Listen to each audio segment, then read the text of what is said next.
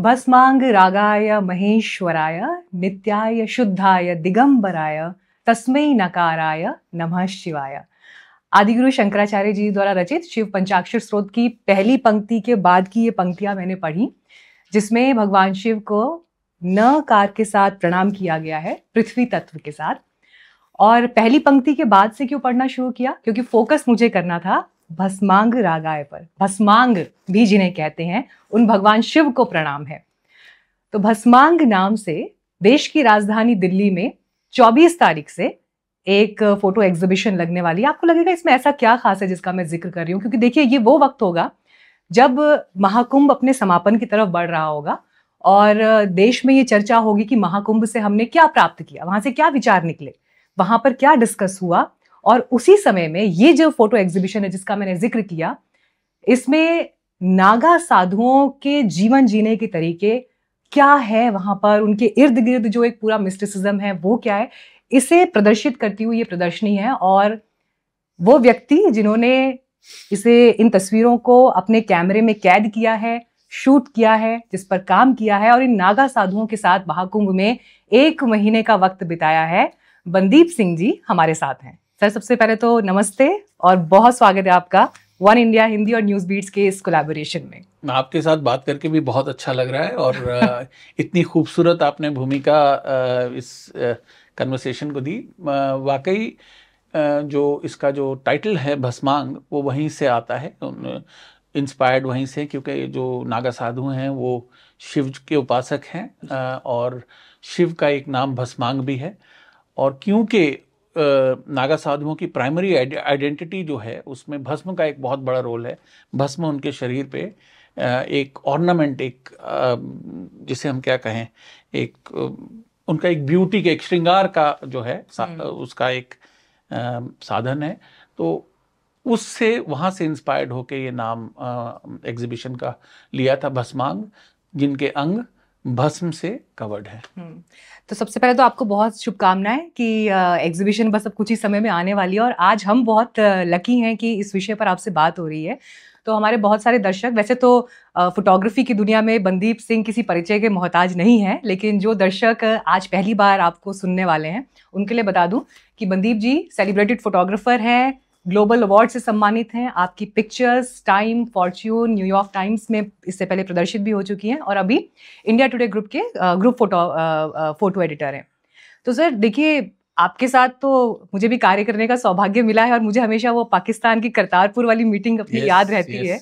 और मुझे लगता है जितने लोग मुझे शायद सोशल मीडिया पर फॉलो करते होंगे तो उनको कम से कम इस बात की जानकारी होगी। मुझे ध्यान है जब हम लोग श्री करतारपुर साहिब में थे और वहां पर सनसेट हो रहा था और उस क्षण में जो तस्वीरें और जिस तरह से बनदीप जी ने सिख धर्म, गुरु नानक देव जी, गुरु परंपरा, सेवा भाव और उनके मैसेजेस को एक 3 मिनट की वीडियो में पिरोया था, उस दिन से मेरी ये ख्वाहिश थी कि आपके साथ एक लंबा संवाद करना है। आज वो पूरा हो रहा है। नहीं, मुझे भी बहुत अच्छा लग रहा है क्योंकि आपके साथ छोटी छोटी कन्वर्सेशंस तो कई बार करी हैं जी। और कभी ऐसा मौका नहीं हुआ कि हम किसी एक विषय पे एक डिटेल चर्चा करें। और मेरे लिए, मैं भी बहुत एक्साइटेड हूँ इस सब्जेक्ट पे आपसे बात करने के लिए, क्योंकि मुझे लगता है कि नागा साधुओं के आसपास थिएटर ज़्यादा है, एक तरह से एक वायरलिटी ज़्यादा है, इंफॉर्मेशन और ज्ञान और उनके बारे में नॉलेज जो है उनके, वो बहुत कम है, और कम से कम मासेस के बीच में। और ये जो है मौका आपके साथ बात करने का, इसमें एक संजीदा कन्वर्सेशन, एक विचारों का आदान प्रदान जो मैंने एक्सपीरियंस किया, उसका एक जो है उसको एक रखने का मौका मिलेगा। और मेरे को लगता है कि उससे जो कुंभ में नागा साधुओं के प्रति एक क्यूरियोसिटी पैदा हुई है, उसको एक सही दिशा मिलेगी समझने की। तो आपने जो ये 1 महीने का समय नागा साधुओं के साथ बिताया, वैसे अभी हमारे दर्शक भी देख रहे होंगे, ये एक तस्वीर हमने अभी यहाँ पर भी रखी है। अभी आगे आपके सामने और बहुत सारी पिक्चर्स आने वाली हैं, तो इसीलिए इस कॉन्वर्जेशन के अंत तक आपको हमारे साथ जुड़े रहना है, क्योंकि बहुत सारे सीक्रेट्स भी आएंगे, कहानियां भी आएंगी। अब जैसे ये एक तस्वीर मैं देख रही हूँ यहाँ पर, तो 1 महीने का जो समय आपने बिताया, ये एक साथ आपने ये पीरियड उनके साथ बिताया या अलग अलग टाइमलाइन? ये शुरुआत हुई 2019 के कुंभ से इलाहाबाद में ही प्रयाग जिसे अब नाम दिया गया, वहाँ पे मुझे नागा साधुओं के साथ उनके अखाड़े में रहने का मौका मिला। मेरे एक मित्र हैं जो वहाँ पे एक उच्च पद पे थे, मंडलेश्वर थे, तो उन्होंने मुझे इनवाइट किया कि नागा साधुओं को आप फोटोग्राफ करना चाहेंगे। तो मैं तो इस चीज़ के लिए मतलब I just jumped out of my pants कि भाई ये तो ज़रूर करना चाहिए, क्योंकि मेरे 2013 में जब मैं पहली बार कुंभ में गया था तो नागा साधुओं को देखते ही एक होती है फोटोग्राफर्स अट्रैक्शन, और एक होती है एक नेचुरल जो आपके अंदर एक सीकर होता है, उस सीकर की अट्रैक्शन होती है टुवर्ड्स अ सब्जेक्ट जो कि ऑलरेडी उस पाथ पे होता है। ये एक मैग्नेटिक पुल होता है। तो मेरे लिए इस चीज़ ने दोनों तरह से काम किया है, एज अ फोटोग्राफर भी, कि आप विजुअली बहुत अट्रैक्ट होते हैं उनकी पर्सनालिटी देख के, और दूसरा कि आप उनके साथ उनके जो उनके अंदर एक साधक का जो उनके अंदर जो एस्पेक्ट उनकी पर्सनालिटी के साथ जुड़ा है, उसके साथ आप बहुत अट्रैक्ट होते हैं। मेरे अंदर एक नेचुरल, जैसे पानी एक अपनी दिशा में बहता है, उस तरह से मेरा एक रुझान पैदा हुआ उनकी तरफ कि मैं उनको जानना चाहता था। और ये एक सबकॉन्शियस डिज़ायर थी, ऐसा नहीं था कि मैंने सोचा था कि कभी प्रोजेक्ट करूंगा या ऐसा होगा, मौका मिलेगा। लेकिन जब ये मौका मिला तो एक तरह से कहते हैं ना कि अगर आप कोई चीज़ पूरी शिद्दत से चाहो तो यूनिवर्स भी उसको मिलाने में आपकी मदद करता है। मैनिफेस्ट करना ये अब बज़वर्ड है, लेकिन शायद ये हुआ होगा और ये सब कॉन्शियसली हुआ होगा। मतलब गुरबानी में तो इसका एक बहुत खूबसूरत इसको लेके एक शब्द है जिसमें वाणी में कहा जाता है कि जो मांगे ठाकुर अपने ते सोई सोई दे दे, कि मतलब जो भी आप अपने ईश्वर से मांगते हैं पूरी शिद्दत के साथ वो आपको मिलता है। तो शायद ये कहीं एक शिद्दत रही होगी उस चीज़ को लेके, एक पैशन रहा होगा अंदर जो कि एक्सप्रेस नहीं था उस ढंग से, लेकिन अपने आप नेचर ने, लाइफ ने उस तरफ झुकाव पैदा किया और ये अपॉर्चुनिटी मिली। तो वहाँ पे जब मैं गया तो मैंने वहाँ पे पहले कुंभ में कोई 10-12 दिन रहा था, जबकि जिसमें से कोई 10 दिन एक्चुअल फोटोग्राफी करी। तो मैंने उनके अखाड़े में अपना एक कॉर्नर में एक अपना बैकड्रॉप लगा के अपनी लाइट्स लगाई और बहुत जतन करके, बहुत एफर्ट्स करके। इस पॉइंट पर हम आएंगे, लेकिन देखिए कितना इंटरेस्टिंग है। मतलब नागा साधुओं जो आपने भी जिक्र किया कि उनके इर्द गिर्द इंफॉर्मेशन बहुत है, लेकिन जो एसेंस उनके बारे में शायद समझना है वो लोग उतनी गहराई तक कई बार जाना चाहते हैं लेकिन जा नहीं पाते, या मे बी वो सोर्स अवेलेबल नहीं है जो उनको उस तरह से इन्फॉर्म कर सके। तो हमारी भी कोशिश ये थी, क्योंकि हम जब महाकुंभ का कवरेज कर रहे हैं तो जो रेगुलर कवरेज है वो तो चल रहा है, लेकिन हमने ये ज़रूर सोचा कि महाकुंभ का जो एसेंस है और वहाँ पर जो तत्व हैं, जो ज्ञान है, जो आध्यात्म है, उसको ऐसे लोगों के ज़रिए चर्चा के मंच में लाया जाए जिन्होंने उसको सिर्फ काम की नज़र से नहीं देखा, पैशन की नज़र से भी देखा है, ज्ञान की नज़र से भी देखा है, और इसलिए भी देखा है कि यहाँ से मैं भी अपने अंदर कुछ आत्मसात करके जा रहा हूँ। और मुझे ऐसा लगता है कि आप ऐसी एक हस्ती हैं। तो कुछ पिक्चर्स में ज़रूर चाहूँगी कि अपने दर्शकों को हम एक बार दिखाएं, और उसके बाद वो आपने कैसे क्लिक किए या उस समय क्या चैलेंजेस आपके सामने आए, फिर हम वो डिस्कस करेंगे। इसको दिखाने से पहले मैं इस बारे में ये ज़रूर आपके साथ कहना चाहता हूँ कि देखिए, इनको इस चीज़ को समझना ज़रूर होगा कि जो नागा साधु हैं वो अपने पाथ के साधक हैं। कुंभ में जो उनका आना है वो एक तरह से उनका एक रिचुअल है। वो कुंभ में अपने आप को एक्सप्रेस करने नहीं आते प्राइमरीली। So true. वो कुंभ में अपनी साधना के चलते आते हैं। उनका वो रिचुअल होता है स्नान करना, लेकिन उसके साथ साथ कई और पहलू भी होते हैं उनकी दीक्षा समारोह जो होते हैं कुंभ में होते हैं। कुंभ उनका एक तरह से उनका उसको एक पीरियोडिक कॉन्क्लेव कह ले, वो भी होता है, जिसमें वो लोग अपने जो मंडलेश्वर, अपने जो हायरार्की में जो उनके ऑर्डर होता है उसकी इलेक्शंस भी उस टाइम पे होती हैं। नए नागा साधुओं की दीक्षा भी होती है। जो फाइनेंशियल मैटर्स होते हैं उनको भी देखना होता है, अखाड़े की एडमिनिस्ट्रेशन रिलेटेड चीजें होती हैं वो भी कुंभ में ही होती हैं। तो ये चीजें टाई अप होती हैं क्योंकि उनका एक फेस होता है, क्योंकि अपने टेंट्स में बैठे होते हैं और लोगों को ब्लेस कर रहे होते हैं।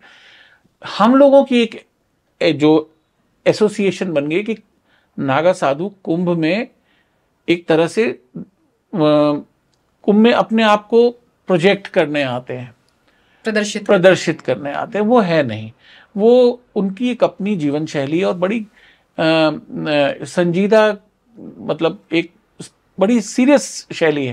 लेकिन उसका एक एस्पेक्ट जो है हम लोगों के सामने आता है, ये जो रील्स देखते हैं हम, जो वायरल कंटेंट देखते हैं, उसमें क्या होता है कि एक सरफेस डिपिक्शन जो होती है नागा साधुओं की होती है, सतही तौर पे हम उनको देख पाते हैं। और क्योंकि क्या होता है, आप उस तंबू में जो नागा साधु बैठा है, आप उसके बियॉन्ड नहीं जा पाते हैं, क्योंकि नागा साधु बाय नेचर एक्सप्रेसिव नहीं है।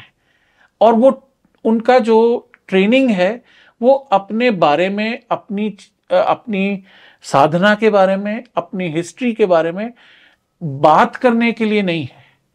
वो टोटैलिटी में साधक हैं।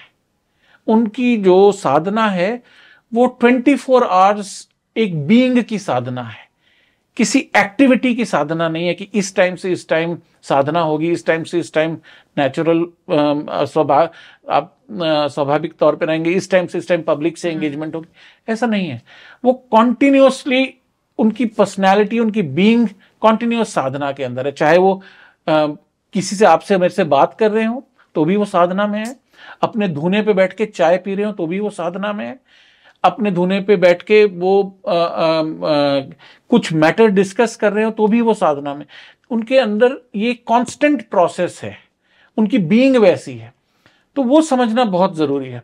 तो जब आप उस परिप्रेक्ष्य में देखते हैं, तो जब उनसे जो 4 सवाल किए जाते हैं और उनके जो 4 जवाब आपको मिलते हैं, वो पूर्णतः किसी तरह से आपको उनका कोई पर्सपेक्टिव नहीं बता सकते कि नागा साधु कौन है। सही बात है। और क्यों है, कहां से आए हैं, देश की स्पिरिचुअल ट्रेडिशन में उनका क्या स्थान है, ये चीजें आपको इस ढंग से नहीं पता चलती। और जब आप उनको खासतौर पे फोटोग्राफ करते हैं तो एक एस्पेक्ट उनका आप देखते हैं, क्योंकि वो एक एस्पेक्ट वो है जो वो अपने आप को जिस ढंग से आपके सामने रखना चाहते हैं। नागा साधु बाय नेचर आपसे बात करने की अवस्था में नहीं है, इच्छुक नहीं। और जो उनका रफ बिहेवियर आप देखते हैं और उनका एक एटीट्यूड देखते हैं कि वो लोगों को भगा रहे होते हैं अपने से, वो इस टाइप की जो कन्वर्सेशन होती हैं उससे बचना चाह रहे होते हैं। उससे बचना इन द सेंस उस चीज को अवॉइड करना चाह रहे होते हैं। और एक स्वाभाविक नेचर है, वो किसी तरह की अब मैं इसको कैसे कहूं, डेफिकेशन, जो आप किसी को बहुत आदर मान देते हैं, उससे दूर रहना चाहते हैं। इसका एक बड़ा अच्छा शब्द जो मुझे बताया गया था कि इसको एक स्टेट ऑफ बीइंग कहते हैं, जो है प्रसिद्धि परांगमुख। प्रसिद्धि से अपना मुंह मोड़ के रखते हैं वो। तो इस वजह से वो अपने आप को एक्सप्रेस नहीं करते कि मैं कौन हूं। अपने आप को कभी चीजें खुल के नहीं बताएंगे अपने बारे में, क्योंकि वो ट्रेनिंग नहीं है और वो स्वभाव नहीं है। क्या ये साधना में बाधा भी है? ऐसा भी उनके बिल्कुल, क्योंकि मुझे तो ऐसा लगता है कि जिस ढंग से, क्योंकि वो देखिए, साधना की जो जर्नी है वो एक साधक की जर्नी है। साधक और ईश्वर के साथ एक डायरेक्ट संबंध है। वो एक अकेला पाथ है, लोनली पाथ है, flight from alone to alone है। अब इसके बारे में हमारी तो कहावत है, भीखा बात अघम की, कहन सुनन की नाही, जो जाने सो कहे नहीं, जो कहे सो जाने नाही। वाह, क्या बात तो जो है साधक अपनी जर्नी के बारे में बताना तो ये है ही नहीं। इसका ये तो एक वो हमारे थॉट में ही नहीं है ये चीज कि उसको एक्सप्रेस करना। मैं एक्चुअली इतना रिलेट कर पा रही हूँ इस टाइम आपकी बात से, क्योंकि इससे पहले हमने जो कवरेज कुंभ का किया है हम लगातार इस बात को हाईलाइट कर रहे थे, और इवन जो बाकी लोग, विद्वान लोग हमारे प्लेटफॉर्म पर आए, जो कुंभ को पिछले कई सालों से देख रहे हैं, तो उनका सबका एक ही विचार था कि आप साधुओं को, संतों को किस तरह से अप्रोच कर रहे हैं, पहले अपनी उस अप्रोच में आप गहराई लेकर आइए। ये नहीं कि आप जा रहे हैं और चलते चलते यूं ऐसे मोबाइल साथ में चल रहा है और फोटो खींचते खींचते आप जा रहे हैं। वही एक ये इतना डिस्टर्बिंग ट्रेंड देखने में कर रहा है, तपस्या कर रहा है। और जो तकलीफ मैंने अभी आपके चेहरे पर या आपके बोलने के अंदाज में देखी, ये तकलीफ सिर्फ उसी इंसान के भीतर आ सकती है जिन्होंने उनके साथ बैठकर या उनके साधना की गहराई को, ऑफ कोर्स हम उतनी गहराई में नहीं उतर सकते क्योंकि वो एक अलग पाथ है, लेकिन अगर आपने उसकी गहराई को थोड़ा बहुत भी महसूस किया होगा तो आप सम्मान करेंगे, आप सिर्फ नतमस्तक ही हो पाएंगे उसके आगे। उसके अलावा कुछ और है नहीं ऑप्शन आपके पास। बिल्कुल। और आप जो भी आपको मिले, जो भी ज्ञान आपको मिले, आप प्रसाद की तरह पाएंगे उसको। आप उसकी आपका एटीट्यूड वो रहेगा। जी जी। आपका जो पिछले कुंभ से इस कुंभ में, पिछले कुंभ में मैंने जो 2013 से 2019 में जो मैंने फर्क देखा कि वो था कि एक फोटोग्राफी का एक एक्सप्लोजन हुआ था। अच्छा, 2019 से तो क्या हुआ, लेकिन कुंभ हमेशा फोटोग्राफी का एक विषय तो रहता है क्योंकि इतने क्या हुआ था, मोबाइल फोन एक नई चीज आ गई थी 2013 से 2019 के बीच में। मोबाइल फोन एक नया एक डिवाइस आ गया था लोगों के हाथ में। सोशल मीडिया उतना नहीं हुआ था, लेकिन मोबाइल फोन एक बहुत बड़ा जरिया जो था वो बन गया था। तो मोबाइल फोन के चलते बहुत लोगों को ये फोटोग्राफ करने का एक वो बन गया। एक और ज्यादा जो लोग, जो पहले नागा साधुओं के आप जो आगे हाथ जोड़े हुए लोग देखते थे, अब सिर्फ मोबाइल उठाए हुए लोग आप देखते हैं। दूसरा ये है कि 2019 से 2025 तक एक और रेवोल्यूशन आया, वो है रील्स का। तो अब क्या है, वो जो मोबाइल फोन वाली जो ऑडियंस थी, जो मोबाइल फोन लेके फोटोग्राफ करती थी, वो अब कंटेंट क्रिएटर्स में कन्वर्ट हो गए हैं। अब सब जो हैं इस हक से जाने लग गए हैं नागा साधुओं के पास, या किसी भी चीज के को अप्रोच करते हुए, जैसे कि वो कंटेंट क्रिएट कर रहे हैं और उनका हक है कि आपसे सवाल करना और आपसे। तो उसमें क्या है, जैसी रही भावना जाकी, तो उसमें जिसकी जो समझ है वो अपनी समझ से बात करते हैं, और उसमें कई बार बहुत इनसेंसिटिव अप्रोच हो जाती है कि आप सारे वीडियोस हमने देखे ही हैं इस बार। तो उसमें क्या होता है, उस वजह से क्या होता है, जो नागा साधुओं के रिएक्शंस हमें देखने को मिल रहे हैं अब, वो शायद कहीं ना कहीं इस वजह से भी है। लेकिन मुझे जो एक्सपीरियंस हुआ कि जब मैं वहां पे उनके अखाड़े में था, तो ऐसा नहीं था कि मेरे लिए भी कोई बहुत जो है नागा साधु जो है वेलकमिंग थे, और उनके लिए फोटोग्राफी या अपनी एक इमेज का अच्छे हो जाना उनके लिए मायने नहीं रखता है, उनको कोई फर्क नहीं पड़ता उससे। लेकिन क्या हुआ था कि क्योंकि मैं अखाड़े में रहा था, और क्योंकि जो मेरे मित्र थे वो वहाँ के मंडलेश्वर थे, तो उनके साथ नागा साधु मिलने आते थे, बैठ के बातें होती थी, तो मैं उसका हिस्सा था। तो मैंने उनको एक बहुत स्वाभाविक रूप में उनको उनके साथ संवाद करते देखा, उनकी बॉडी लैंग्वेज को स्टडी किया, उनकी पर्सनैलिटीज को स्टडी किया। तो मुझे वो मौका मिला, और जब क्योंकि वो मुझे उस परिप्रेक्ष्य में देख रहे हैं कि जैसे मैं वहां पे 24 आवर्स रह रहा हूं, तो क्या होता है कि थोड़ी देर के बाद आपका जो कैमरा होता है वो इनविजिबल हो जाता है। How lovely. कैमरा का इनविजिबल होना बहुत जरूरी है कि जब वो आपके साथ बात करें, क्या मेटाफर है लेकिन, तो वो कैमरा तो कैमरा जो है आपकी प्रेजेंस इतनी ज्यादा हो जाए कि आपका कैमरा डिमिनिश हो जाए। तो ये चीज जो है नागा साधुओं के, जब मैं रहा उनके साथ, तो ये चीज हुई। तो जो इमेजेस आप देख रहे हैं उसमें एक इंटीमेसी है, उसमें एक आप साधु का डिफाइंड रूप ना देखते हुए उससे कुछ हल्का सा अलग एक पर्सपेक्टिव देखेंगे, एक हल्की सी उसके बियॉन्ड जाने की कोशिश है। और साथ ही साथ में आप ये देखेंगे कि इमेजेस में उनका एक जो उनकी जो एक वाइब्रेंस है, उनकी जो एक पर्सनालिटी की खुलापन है, वाइब्रेंस है, जो उन्मुक्तता है उनकी पर्सनालिटी की, वो कहीं ना कहीं झलकती है। जैसे कि एक इमेज है, ये दिखाता हूं मैं आपको। ये अगर आप देखें तो इनकी जो गेज अगर आप देखें, जिस दृष्टि से वो देख रहे हैं, वो दृष्टि आपको देख रही है लेकिन आपके पार भी देख रही है। एक फ्रीडम है, एक सेल्फ कॉन्शियसनेस से हटके जो है, और इसमें आप उनका जो एक अपने आप को कहीं ना कहीं शिव भक्त के मोल्ड में जिस ढंग से वो अपने आप को देखते हैं, उसका एक्सप्रेशन भी आप देखेंगे। दिगंबर अवस्था। दिगंबर अवस्था। Oh beautiful. ये इस साल की इमेज है, और ये जूना अखाड़ा के एक बाबा हैं जो कि अपने शिविर में बैठे थे, तो मैं काफी देर से उनके पीछे बैठा हुआ था और उनको ऑब्जर्व कर रहा था कि वो कैसे लोगों के साथ इंटरेक्ट कर रहे हैं। तो उनकी बड़ी खूबसूरत बात थी, लोग जब इनसे मिलने आते थे तो ये लोगों को आशीर्वाद भी देते जा रहे थे, लेकिन साथ साथ बड़बड़ाते भी जा रहे थे। अच्छा। तो और बड़बड़ाते ऐसे जा रहे थे कि जैसे कोई आशीर्वाद लेने आता था तो वो लोग क्या करते थे कि पैसे रखते थे आगे और एकदम से सेल्फी लेने लग जाते थे। तो ये आशीर्वाद देते देते ये बोलने लग जाते थे कि आशीर्वाद तो ढंग से ले लो, सेल्फी बाद में ले लेना। तो अपने अंदर ऐसी ऐसी बातें बड़बड़ा रहे थे। अच्छा, ये मतलब खुद से ही वो बातें कर रहे थे। और फिर उसके बाद जैसे थोड़ी देर के बाद कोई और आता था, पैसे रखे या पैसे नहीं रखे, हाथ जोड़ के एकदम से फोटो खिंचाने लगे। तो ये आगे से, भाई बाबा से पहले आशीर्वाद तो ले लो फिर फोटो खिंचा लेना। तो मतलब he was just reacting to every conversation.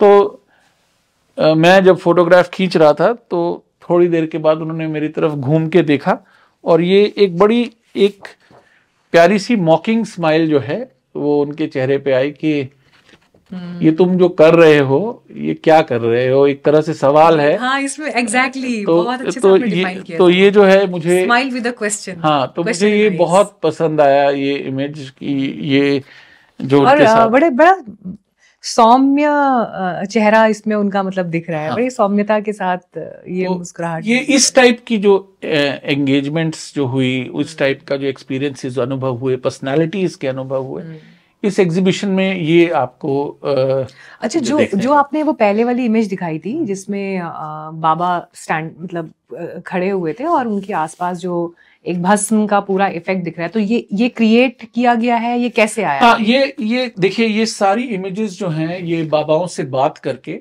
उनको अपने कैमरे के सामने लेके आया हूं मैं। और वो जब मेरे कैमरे के साथ आए तो एक फॉर्मल जो है इमेज के लिए पोज कर रहे हैं, और वो पोज ऐसे कर रहे हैं कि ले बच्चा खींच ले जो तेरा मन है, इस उससे। क्योंकि जैसा मैंने कहा कि एक आपका रिलेशनशिप बिल्डअप हो रहा है वहां पे।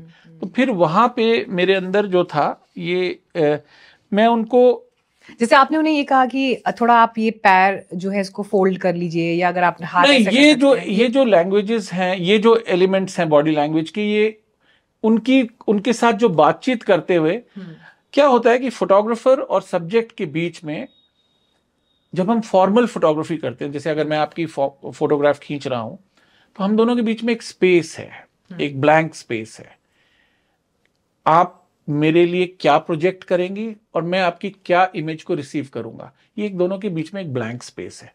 ये स्पेस कैसे फिलअप होती है, ये आधा आप बढ़ते हो, आधा मैं बढ़ता हूं, तो वहां पे जाके एक मीटिंग पॉइंट होता है जहां पे ये स्पेस इमेज, ये स्पेस भरती है, और उस जो स्पेस भरती है उसको एक फोटो में वो एक ट्रांसफॉर्म होती है, रूपांतरित होती है। तो ये जब नागा साधु मेरे सामने आते थे तो इनके लिए एक ब्लैंक था कि क्या करें। वो ट्रेनिंग नहीं है कि आपसे, मॉडल तो है नहीं, वो ट्रेनिंग तो नहीं है उनकी कि आपके सामने आके पूछें कि बताओ क्या करना है, कैसे पोज करना है। और मेरी वो ट्रेनिंग नहीं है कि मैं उनको कहूँ, लिहाज का भी एक पर्दा होगा। हाँ, कि और मेरे हम मन किस में भी हद तक कह सकते और हैं। मेरे मन में भी ये नहीं कि बाबा जी आप ऐसा कर सकते हो या वैसा कर सकते। जी। तो ये था। तो जो भस्म उनके आसपास आप उड़ते देख रही हैं, वो एक मैंने मेरा एक डिवाइस बना, एक फोटोग्राफिक लैंग्वेज मैंने उसको क्रिएट किया, उसको यूज करा, उसको एक लैंग्वेज की तरह। उसका मकसद ये था कि जब मुझे नागा साधुओं का जो एक्सपीरियंस हुआ और उनको जैसे मैं देख रहा था, वो सिर्फ एक साधु नहीं है, उसके साथ उसका ऑरा फील्ड चलता है, उसका तेजस चलता है। उसका जो तेज है वो आप तक वो कैमरा की लाइटिंग से सिर्फ उसके फेस से नहीं आ रहा। तो उस तेज को एक एक्सप्रेशन देने के लिए, जैसे जब आप नटराज देखते हैं, नटराज की इमेज देखते हैं, तो नटराज की चारों तरफ एक सर्कल देखते हैं। वो सर्कल जो है उनकी आभा का सर्कल है। तो उनकी एक आभा मंडल क्रिएट करने के लिए ये मैंने भस्म को यूज किया। और क्योंकि लाइटिंग का इस्तेमाल है तो भस्म भी लाइट अप हो जाती है। तो वो एक ऑरा फील्ड का जो है वो एक स्पेस क्रिएट करती है, तो उनकी आभा मंडल को दर्शाती है। तो वहां से ये जो है भस्म का आइडिया। ये पिक्चर जो है, ये बाबा जो हैं, ये पिक्चर मुझे दर्शाने का, ये शूट करने का जो मेरा मकसद था वो ये दिखाना था कि बहुत से जो नागा साधु हैं योग में बहुत एडेप्ट हैं, बहुत उनका एक्सपीरियंस है, और वो हम उनको प्योरली एज एक बाबा देखते हैं, लेकिन उनके अंदर योग साधना की बहुत लेवल्स तक वो पहुंच चुके हैं। और वो हम उसको जब तक आप एक्सपीरियंस ना करें वो आप समझ नहीं पाएंगे। तो इसका उसकी एक कॉम्प्लेक्सिटी दिखाने के लिए हमारे समाज में, हमारे शहरों में आप इंस्टाग्राम पे जो बहुत बड़े बड़े योगा टीचर्स हैं उनके रील्स देखते होंगे अपने आप को ऐसी कॉन्टॉर्शंस करते हुए, ऐसे आसनों में डालते हुए, लेकिन ये लोग इतने सहज ढंग से ये सब कर लेते हैं। तो वो दिखाने के लिए मेरा ये इमेज का मकसद था। और एक चीज और भी है, मतलब उनकी जो योग साधनाएं हैं वो एक्सरसाइज के लिए नहीं है जी, वो जेन्युइन स्पिरिचुअल क्वेस्ट के लिए है। और इसके चलते उनकी योग साधनाओं के चलते उनके कई नागा साधुओं में ऐसी ऐसी सिद्धियां हैं जो कि वो वो उसको एक्सप्रेस नहीं करते। जैसे मैं एक नागा साधु से अब की बार मिला, उसके ऊपर मैंने एक रील भी की थी। वो एक योग क्रिया करते हैं जिसे कपाल साधना कहते हैं, जिसमें वो अपनी ब्रेथ पे कंट्रोल करके ब्रेथ को 15-15, 20-20 मिनट तक ब्रेथ को रोक सकते हैं। तो वो क्या करते हैं, वो जमीन में अपना गड्ढा करके अपना सिर उसमें डाल के और पूरी तरह से उस गड्ढे को भर दिया जाता है, उसमें वो 15 मिनट तक रह सकते हैं। तो बहुत मशहूर जादूगर जो है डेविड ब्लेन एक सीरीज कर रहे हैं in search of real magic, जहाँ पे वो ऐसे लोगों से मिल रहे हैं, ऐसे लोगों को उस फिल्म में फीचर कर रहे हैं जहाँ पे रियल मैजिक जो है देखने को मिलता है, जिसमें कोई ट्रिक नहीं है, जहाँ जेन्युइन एबिलिटीज हैं लोगों की जो कि ह्यूमन एबिलिटी रेंज से बियॉन्ड की रेंज एबिलिटीज हैं। तो वो जो नागा बाबू थे, गौतम गिरी जी, उनको उसमें उन्होंने फीचर किया और उनकी पूरी रिकॉर्डिंग करी। तो मुझे वो देखने का अनुभव मिला और मेरे साथ उनका ऐसा ट्रस्ट डेवलप हुआ कि उन्होंने मुझे वो एक्चुअल करके दिखाया और मैंने उसको फोटोग्राफ भी करा है। ओह वंडरफुल। तो ये हमें एग्जीबिशन में दिखेगा? आपको एग्जीबिशन में दिखेगा। क्या बात है। मुझे बताइए आपने कितने पिक्चर्स क्लिक किए होंगे अपने इस एक महीने की समय सीमा में? हालांकि ये 2019 से 2023 तक का पीरियड है, 25 तक का पीरियड है। तो इसमें कितने पिक्चर्स होंगे जो आपने क्लिक किए? रैंडम नंबर अगर कुछ आप? एक्चुअली पिक्चर्स तो बहुत क्लिक किए हैं। मैं फोटोग्राफर हूँ तो पिक्चर्स तो काउंटिंग है आपके पास? काउंटिंग काउंटिंग ऐसे होती है कि एडिट में काउंटिंग हम लोग करते हैं। ओके। तो बुक के लिए कोई 100-125 इमेजेस तो चूज करी हुई हैं। और एग्जीबिशन में अराउंड 32 से 35 इमेजेस जो हैं उनका डिस्प्ले है, क्योंकि एग्जीबिशन में इमेजेस का स्केल बहुत बड़ा है। और आप मेरा एक्चुअली अगला सवाल यही है आपसे कि जब आपने 100 फोटोज को चुना, शॉर्टलिस्ट किया, तो उन 100 में से जो 32 एग्जीबिशन में जाएंगी उनको चुनने का आधार क्या था? क्योंकि आपने अपनी एग्जीबिशन का नाम भस्मांग वेज ऑफ नागा साधु रखा है, तो जैसे आपने बताया कि योग उनके जीवन शैली और साधना का जो एक प्रमुख अंग है उसको भी हमने उसमें कवर करने की कोशिश की। तो ये जो 32 फोटो हैं ये क्या दिखा रही हैं और इनका एसेंस क्या है जब आपको इन 100 में से शॉर्टलिस्ट करना था? ऐसा है कि आप कुंभ का पूरा जो प्ले आउट है आपके सामने, और उसमें जो नागा साधुओं की जो इमेज क्रिएट हुई है और नागा साधुओं के बारे में जैसा एक क्यूरियोसिटी हुई है, उस क्यूरियोसिटी को उन सवालों को, उन क्यूरियोसिटी के एस्पेक्ट्स को सामने रख के जो मुझे लगा कि इस समय कुछ ऐसी इमेजेस को सामने लाना जरूरी है जो कि पैटर्न और रूटीन वे को थोड़ा सा ब्रेक करें, जो एक ये वायरल कंटेंट की जो इमेजरी है ऑफ नागा साधुस, उनको ब्रेक करके लोगों को एक विंडो दें, एक खिड़की खुले लोगों के लिए, एक इंट्रोडक्शन हो नागा साधुओं की जो कि उससे अलग है। तो लोग जब एग्जीबिशन में जाएं तो वो ये महसूस करें कि हमने नागा साधुओं को थोड़ा सा इंटीमेटली और जाना है। तो उस के चलते जो इमेजेस सामने आई, जो चूज करी हैं, वो मैंने चूज करी हैं।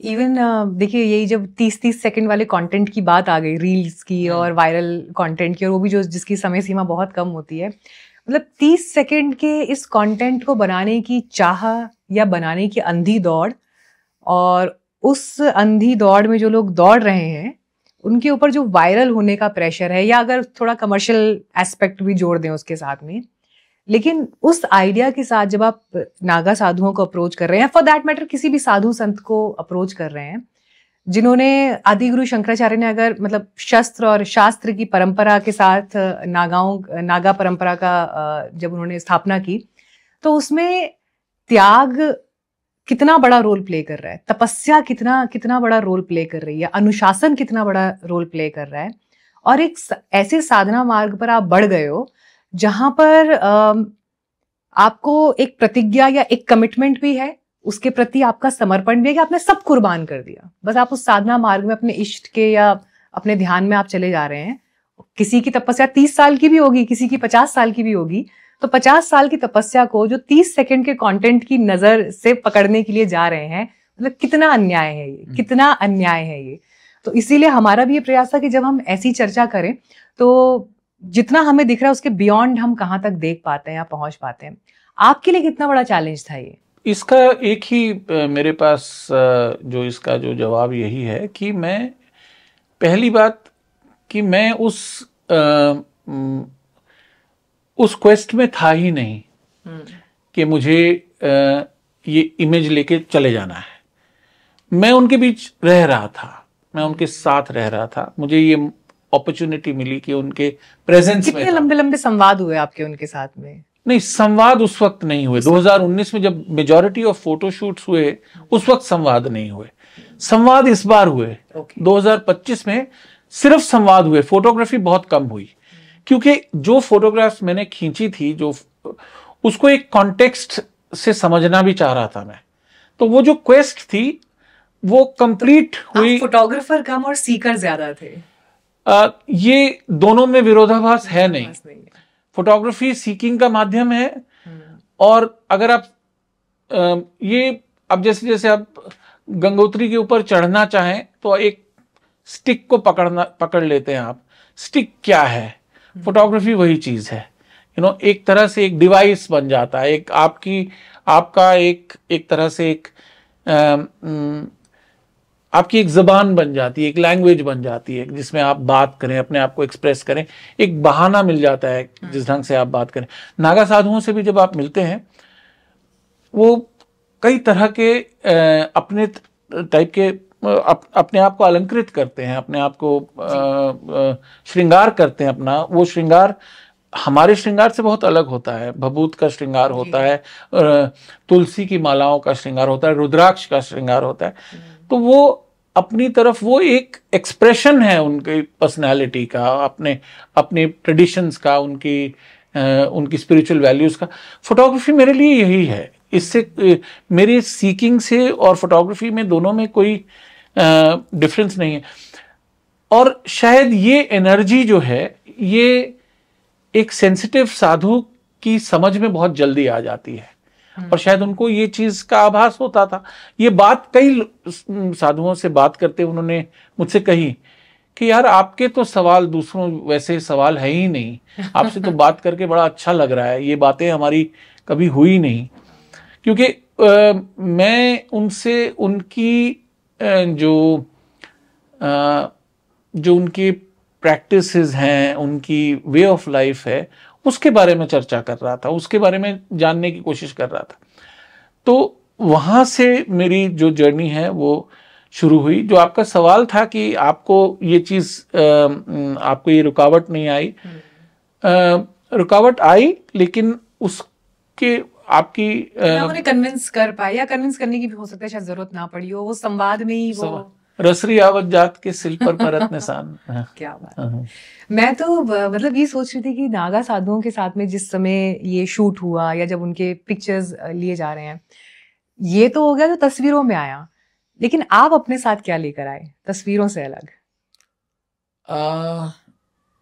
उनके साथ बनाए, उनके साथ बिताए हुए कुछ पल, उनके साथ कुछ पर्सनल यादें, कुछ पर्सनल चीजें जो कि बहुत Anything if you want to share, if you जैसे share. क्या होता है कि पहली बात, जब आप उनके साथ समय बिताते हैं तो आप उनके एनर्जी फील्ड में आते हैं।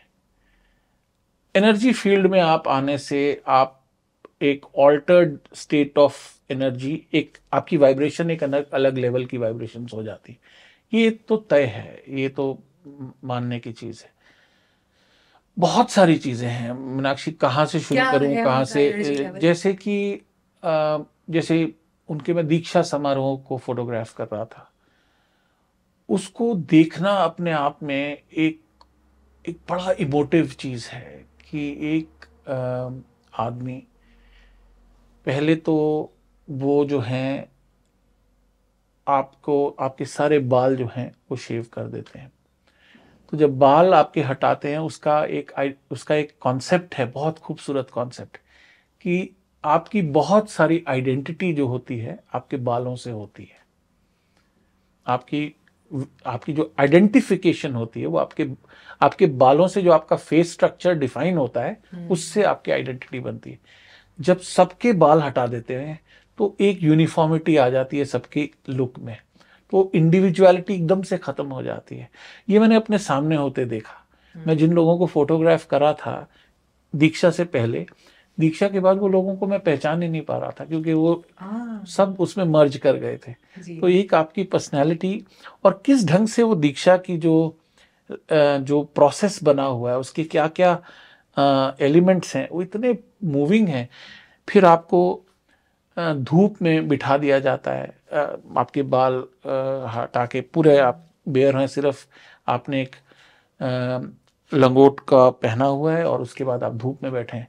और उस धूप में बैठ के सारा दिन बैठने के बाद शाम को आप अपने पूरी लिविंग फैमिली का पिंडदान करते हैं, जिंदा फैमिली का आप पिंडदान करते हैं कि भाई अब आप हमारे लिए एग्जिस्ट नहीं करते। अपना पूरा रिश्ता जो तोड़ने का जो उनके साथ प्रोसेस है, इतना मूविंग प्रोसेस होता है कि आप लिविंग फैमिलीज को आप अपने आप उनका दाह संस्कार कर रहे हैं। तो ये देखना, उसको एक्सपीरियंस करना। फिर जब वो वापस जाते हैं तो जिस ढंग से पूरे वातावरण में हर हर महादेव का उद्घोष होता है, उसके बीच में मतलब क्या चीज है, क्या ट्रेडिशंस हैं हमारी, जो किस तरह से स्पिरिचुअलिटी की तरफ एक आवेग की तरह आपके अंदर लोगों के अंदर पैदा होती है, और किस ढंग से वो स्पिरिचुअलिटी के रास्ते पे किसी रिजेक्शन के उससे नहीं, किसी त्याग की भावना से नहीं, एक सेलिब्रेशन की भावना से जाते हैं। उसमें उत्सव है, उसमें उत्सव है, और उसमें उत्साह है, और उसमें एनर्जी है। जब आप ये देखते हैं तो ये चीजें आपके साथ रहती हैं। ये चीजें वो जो साउंड्स हैं, हर हर महादेव, जिस ढंग से जिस तरह से वो बोलते हैं, वो आपके अंदर I can see it on your face right now. और फिर उसके बाद जैसे मैंने बताया कि उन लोगों की एनर्जी फील्ड्स, उन लोगों का बिहेवियर, उन लोगों से बात करना। बहुत सारे नागा बाबुओं को इस बार इन्फेक्शन हुआ गले में, लोगों से बात करते करते या इंस्ट्रक्शंस देते देते। तो मैं कई नागा साधुओं को दवाई लेके जाता था, सुबह रास्ते में जाता तो कफ सिरप्स ले जाता था, तो वो दे देता था। तो छोटी सी चीज के प्रति उनके अंदर जो भावना आई, स्नेह की भावना की, तो आपने हमारा ये ख्याल रखा है, हमारे बारे में सोचा, ये चीज वो बहुत प्यारी एसोसिएशंस हैं। और उसके चलते उनके साथ जो कन्वर्सेशंस हुई, वो कन्वर्सेशंस इतनी इंटेंस कन्वर्सेशंस हुई, जिसके चलते उनको भी कभी कभी लगा कि वो अपनी लिमिट क्रॉस कर रहे हैं बातें करने की। तो वो भी फिर बोलते थे अब इससे ज्यादा हम नहीं बता सकते, इससे ज्यादा हमें अनुमति नहीं है, हमारा वो अनुमति नहीं देता हमें कि हम इससे ज्यादा बात करें। क्योंकि मैं ये भी पूछता चाहता था कि आपकी क्रियाएं क्या होती हैं, आपके जो आप क्या मंत्र बोलते हैं, आपके मंत्र क्या होते हैं। लेकिन एक चीज आपकी बार मैंने एक जो एस्पेक्ट जो देखा, जो समझा, जो मुझे पहले नहीं पता था, कि बहुत से नागा साधु जो है भोजन नहीं करते हैं। भोजन का पूरी तरह से मतलब बिल्कुल भोजन नहीं करते हैं। सिर्फ चाय और चिलम, इन चीजों पे फ्रूट लिया या नहीं, भोजन करते ही नहीं है। तो उनमें से एक बहुत बुजुर्ग नागा साधु मुझे मिले और उनसे बात करी, तो उन्होंने बताया कि मैंने कहा जब भूख लगती है तो क्या करते हैं, कभी कभी तो होता होगा कि कमजोरी आती होगी। तो कहते बच्चा हम ये भस्म खा लेते हैं। तो जो धुने की भस्म होती है, वो धुने की भस्म खा लेते हैं वो। तो उन्होंने कहा आप भी खाओ, और आप अगर ये भस्म खाओगे तो आपकी ये भस्म में एनर्जी इतनी है, और आपके बहुत सारी जो विकार हैं आपके अंदर, अगर कोई प्रॉब्लम्स हैं तो वो दूर हो सकते हैं। तो मैंने भी भस्म हाथ में ली, उन्होंने अपने हाथ से उठा के मुझे भस्म दी, और मैं एक्सपेक्ट कर रहा था कि मुंह में किरकिरी आएगी, पूरी मिट्टी का वो आएगा जैसे। लेकिन जब मैंने खाया तो बिल्कुल वैसा कोई फीलिंग ही नहीं आई। मतलब वो एकदम से पाउडरी टेस्ट था, कोई टेस्ट नहीं था उसका, पाउडरी फॉर्म में थी, और एकदम से पेस्ट बन गई मुंह के अंदर, और I could take it inside. मैं उसको खा पाया, और मुझे लगा कि ये तो वाकई फैक्ट है। ऐसे अगर मैं खा पा रहा हूँ तो ये लोग भी उसको खा पाते होंगे। ये एक विशेष आशीर्वाद मिला आपको। हाँ, ये एक नया एक्सपीरियंस था। हम लोग तो ये कहावत सुनते आए हैं साधुओं के बीच की कन्वर्सेशन में कि जो एक टाइम खाए वो योगी, दो टाइम खाए वो भोगी, और जो 3 टाइम खाए वो रोगी। तो और जो बिल्कुल ही ना खाए वो क्या कहलाएगा, नागा साधु। क्या बात है ये। अच्छा, ये वहां के जो संवाद की चर्चा है, मतलब ये तो मेरा ये आपने इसमें जोड़ा, मतलब वो उसको क्या कहेंगे। अब मैं एक ऐसे पॉइंट पर आना चाहती हूँ जो मैंने आपकी जब कुछ पिक्चर्स देखी, जो मुझे उसमें अलग से हाईलाइट हुआ। आंखें, नागा बाबाओं की जो आंखें हैं, जो जिस तरह से वो देख रहे हैं, वो जो गेज है, as a photographer behind the lens, आप जब उसे देख रहे थे, आपने क्या देखा उसमें? मतलब अगर उनकी नजर को, उनकी दृष्टि को डिफाइन करना है तो आप कैसे करेंगे? अगर प्रोसेस में, अगर अपने फोटोग्राफिक जर्नी के बारे में बताऊं, तो दृष्टि पहले देख ली गई थी, पहले जान लिया गया था उसको। उसका एक्सप्रेशन फोटोग्राफ में लाना वो बात की, उसका वो एक अलग प्रोसेस है। लेकिन दृष्टि पहले एक्सपीरियंस कर ली गई थी। जैसे ये बाबा जी हैं, इनका नाम रमन गिरी जी हैं, और ये जूना अखाड़ा से हैं। मुझे इनकी जो आईज हैं वो मेरे लिए कंप्लीट, मेरे लिए बहुत यूनिक एक्सपीरियंस है इनकी आईज को देखना, क्योंकि ये आईज देखती हैं और देखती नहीं भी हैं। आपको देख भी रही हैं, आपसे बात भी कर रहे हैं, लेकिन आपको नहीं भी देख रहे हैं। मुझे ये बहुत फैसिनेट किया इनकी आईज ने। एक्चुअली मैं ना ये बात बोलना चाह रही थी, मुझे ये सही शब्द और एक्सप्रेशन नहीं मिला कि देख भी रही है लेकिन नहीं भी देख रही है। शायरों ने इसको महबूबा के कॉन्टेक्स्ट में यूज किया है कि यूं देखती है जैसे देखती नहीं नजर, जालिम के देखने का ये अंदाज देखना। तो ये लेकिन अध्यात्म में इसके मायने बदल जाते हैं। और आप जब इनको आप देखते हैं, वो इनके जो डिटैचमेंट है उसका स्वरूप बनती है। और आप देख रहे हैं कि वो आपसे बात कर रहे हैं, आपको देख रहे हैं, लेकिन आपको नहीं देख रहे हैं। तो मैं इनको फोटोग्राफ करना चाहता था। बड़ा अच्छा एपिसोड हुआ। और जहां मैं फोटोग्राफ कर रहा था, कोई हार्डली 50 मीटर की दूरी पे मेरा लाइट सेटअप थी, और ये 50 मीटर दूर एक टेंट में बैठे हुए थे। तो मैं इनको कई दिनों से ट्राई कर रहा था कि ये मैं इनको फोटोग्राफ करूं। मेरे को फैसिनेट कर रही थी इनकी आईज। तो ये मेरे कैमरे के सामने नहीं आ रहे थे। कितना भी मैं बोल लेता था, ये वहां से उठते नहीं थे। एक तो नागा साधुओं की उनकी एक टेंडेंसी होती है, उनका एक ये बिहेवियर है कि जो नागा साधु अपने धुने पे बैठे हैं वो अपना धुना नहीं छोड़ते। अच्छा। धुने से उठते नहीं है वो अपने।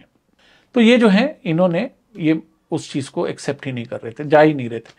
मैंने इनके कई बार मत्था टेका, पैसे भी चढ़ाए। मैंने कहा बाबा जी आप आइए किसी ढंग से, लेकिन नहीं।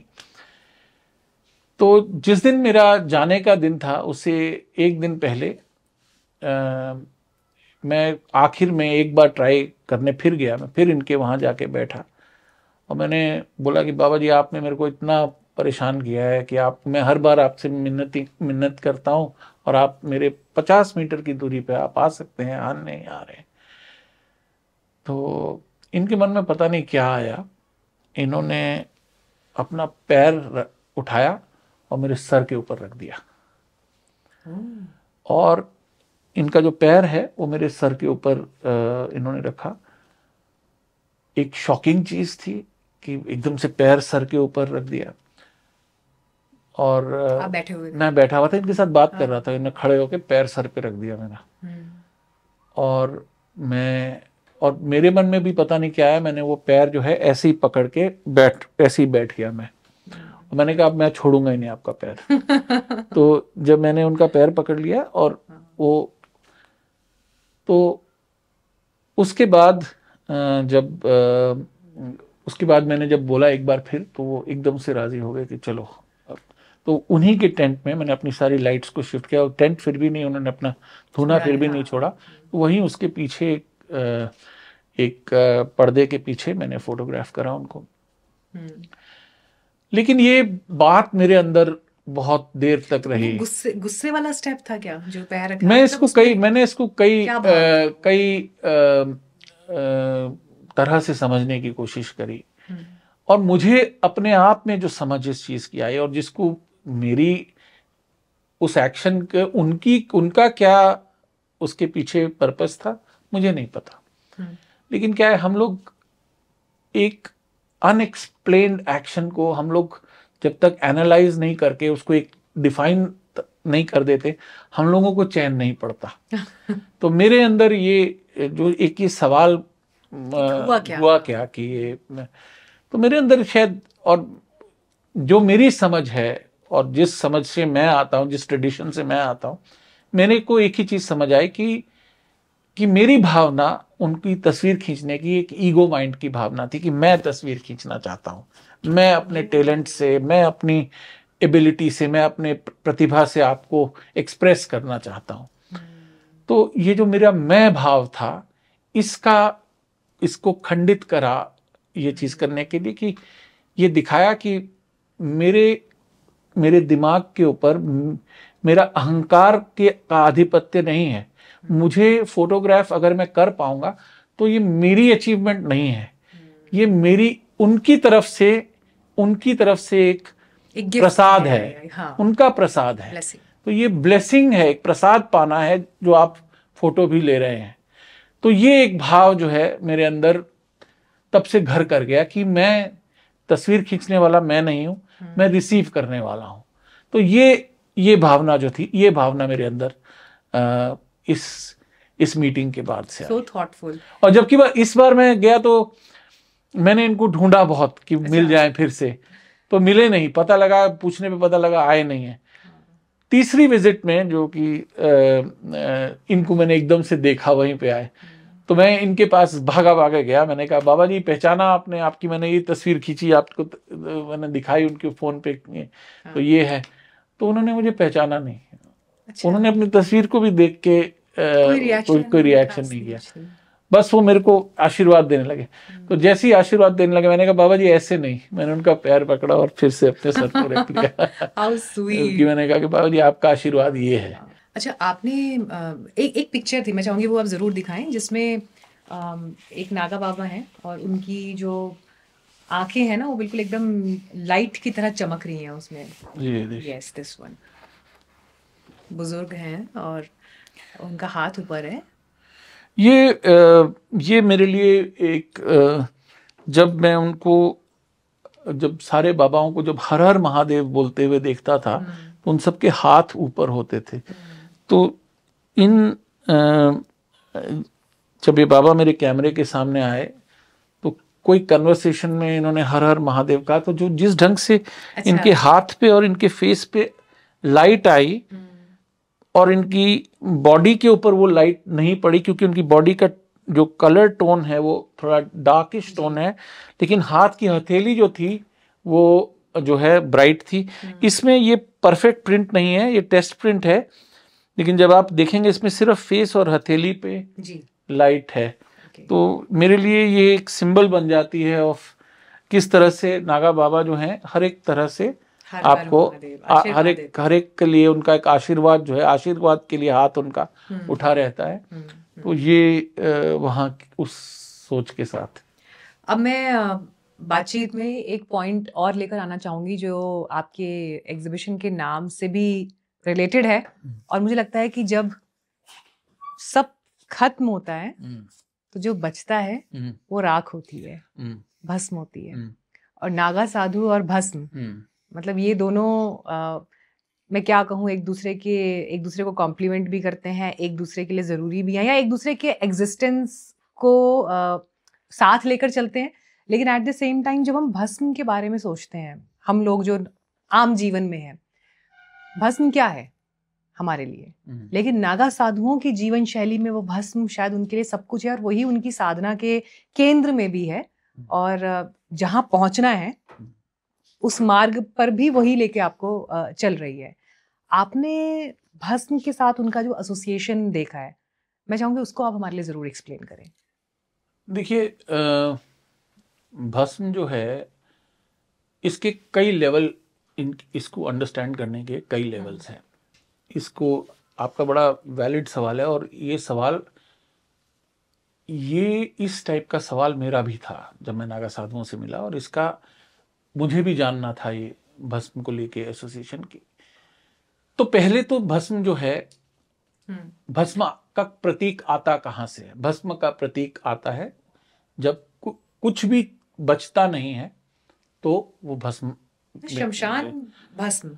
तो ये जो भस्म है, शमशानी भस्म जो है वो उसका ओरिजिन है, कि जहां पे कुछ भी, जब शरीर पूरी तरह से नष्ट हो जाता है, शरीर ही क्यों, कोई भी चीज जब पूरी तरह से माया जहां खत्म हो जाती है, तो जो चीज किसी चीज की डिसोल्यूशन, किसी चीज के खत्म होने का प्रतीक है, उसको हम जब अपने ऊपर ओढ़ते हैं तो हम उसकी प्रधानता अपनी समझ, अपनी ट्रेडिशन में एस्टैब्लिश करते हैं कि हमारे लिए चीजों का एग्जिस्टेंस मैटर नहीं करता, चीजों से डिटैचमेंट मैटर करती है। तो ये डिटैचमेंट का प्रतीक है।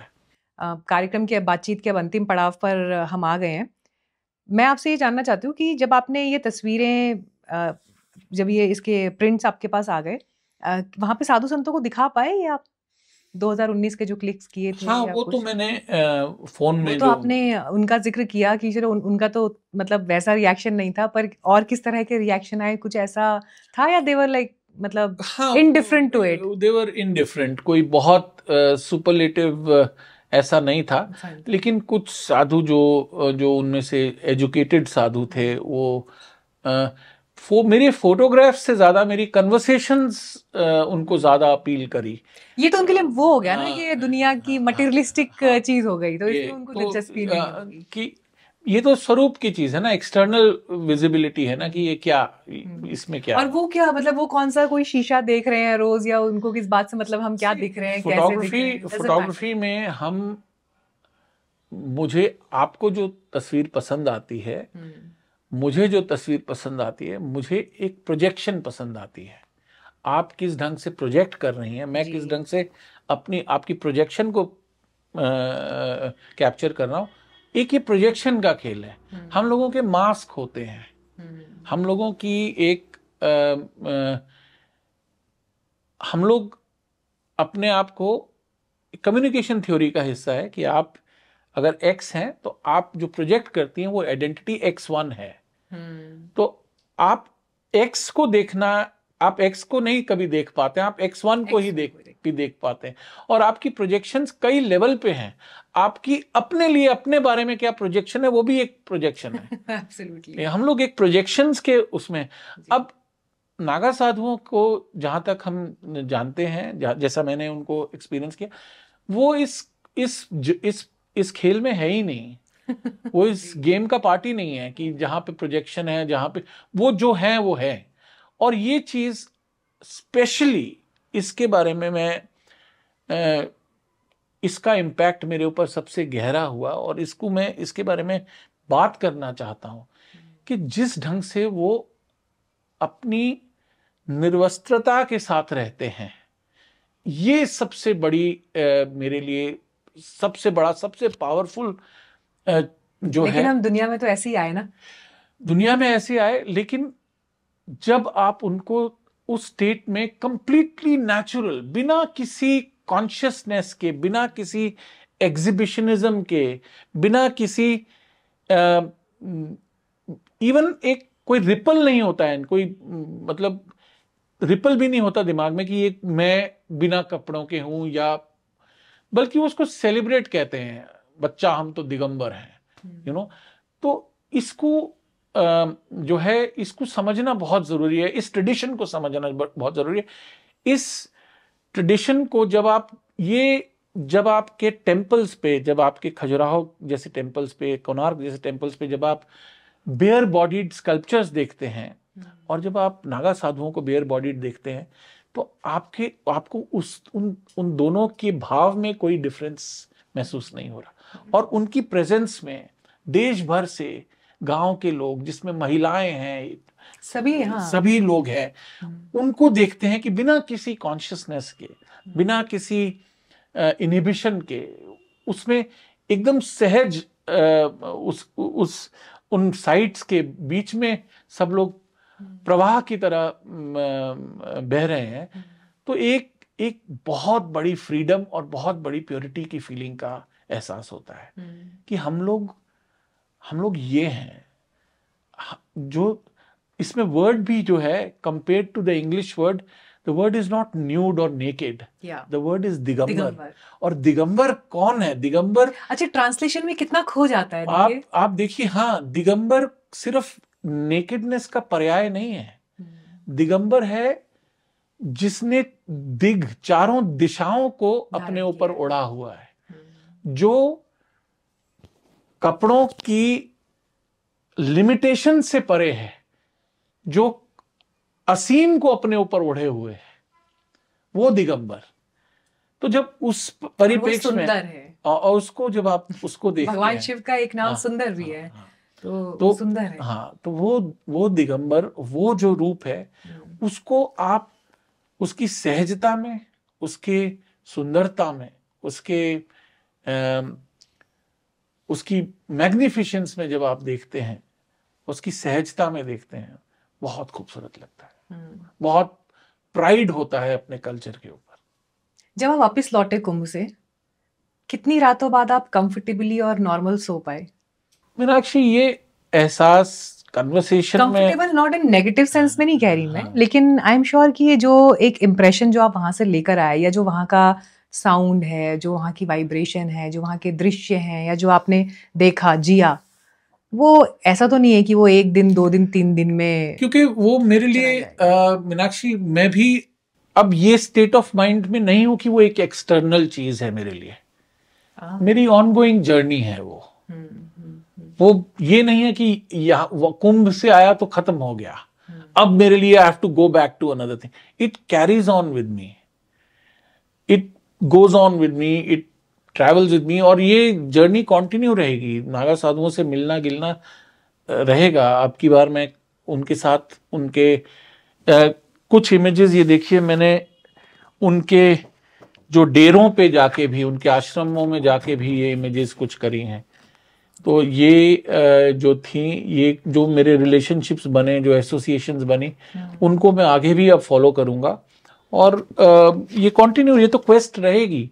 जो सवाल अभी भी हैं उनके एक और पॉडकास्ट में हम लोग बैठेंगे तो कुछ और बातें मैं यही सोच रही थी कि आज हमने जितनी बात की है उसमें तो आपके फोटोग्राफी के अनुभव और आपने वहाँ साधु संतों से बात करके जो आप साथ लेकर आए हैं आज, तो उसका सार रहा। लेकिन हर एक तस्वीर के पीछे एक कहानी है, और जिस कहानी के लिए एक पॉडकास्ट की जरूरत है, ये मैं समझ सकती हूँ।